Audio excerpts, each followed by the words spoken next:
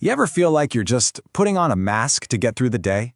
Well, we're going to dive into a poem that really gets to the heart of that exact feeling. This is Gabrielle Okara's Once Upon a Time, and it's all about the steep price we pay for losing our true selves in a world that pretty much demands we perform. So the poem kicks off just like a fairy tale, right?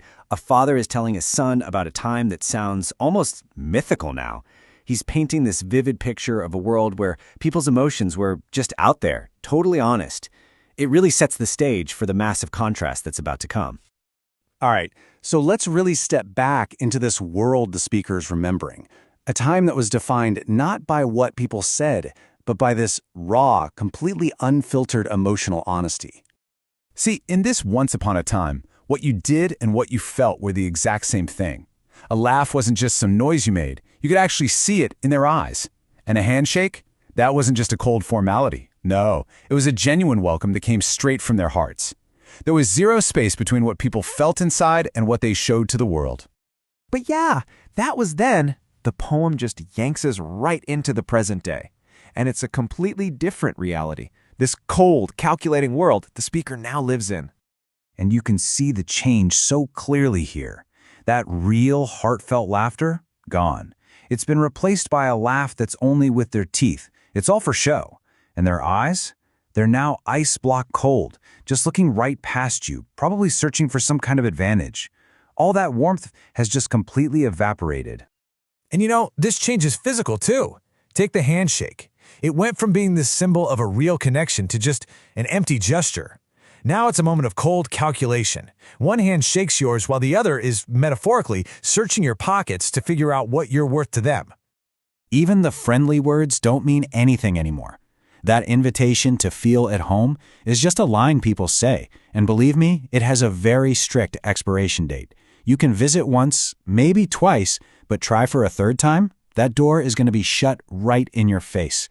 It's a really brutal lesson in what passes for hospitality these days. Okay, but this isn't just him looking at the world around him. The poem takes a sharp turn inward, because the speaker makes this really painful confession. He's not just a victim of this change, he's become a part of it. He basically confesses to his son that he's learned how to play the game, and for him, playing the game, surviving, means hiding who he really is. He uses this incredible metaphor of wearing faces like dresses, which just tells you his identity has become like a costume he changes depending on the social situation. And get this, these aren't just random masks. They are super specific, calculated performances. He's got a face for being at home, a face for the office, one for the street, one for when he's a host, and yeah, even a cocktail face.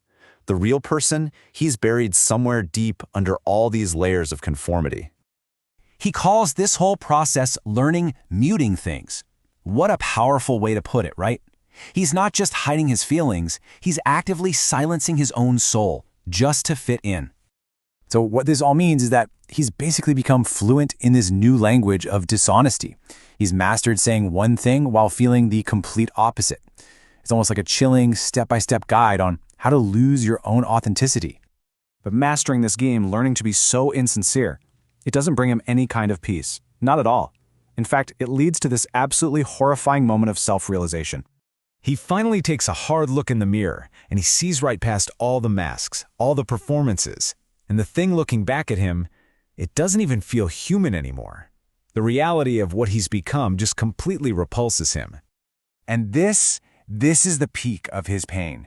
The imagery here is just devastating. His own smile, the very performance he's worked so hard to perfect, is now staring back at him like the fangs of a snake. It's predatory, it's venomous. He finally sees his insincerity for what it is, a poison, and it absolutely terrifies him. So after hitting this emotional rock bottom, there's really only one place he can turn. He looks to the only source of pure, untainted authenticity he knows, his young son. This is just a desperate plea from the heart. He doesn't just want to feel a little better. He wants to go back, to fundamentally change. He wants to unlearn all these muting things and get back that innocence he can still see so clearly in his child. And this is where the poem gives us a tiny glimmer of hope. The solution isn't just to remember how to be genuine. He realizes he actually has to be taught all over again. He turns to his son, his own child, and asks him to be his teacher, to show him how to really laugh and smile again. And really, that's the big takeaway here. The poem is telling us that authenticity isn't just a lost memory, it's a skill. A skill that, yeah, can be unlearned under all that social pressure, but, and this is the hopeful part, with the right teacher, it's a skill that can be relearned. And so the poem leaves us with this really powerful, nagging question. It kind of forces us to look in our own mirrors and ask, what muting things have I learned? What faces am I wearing? And maybe the most important question of all, what do I need to unlearn to become myself again?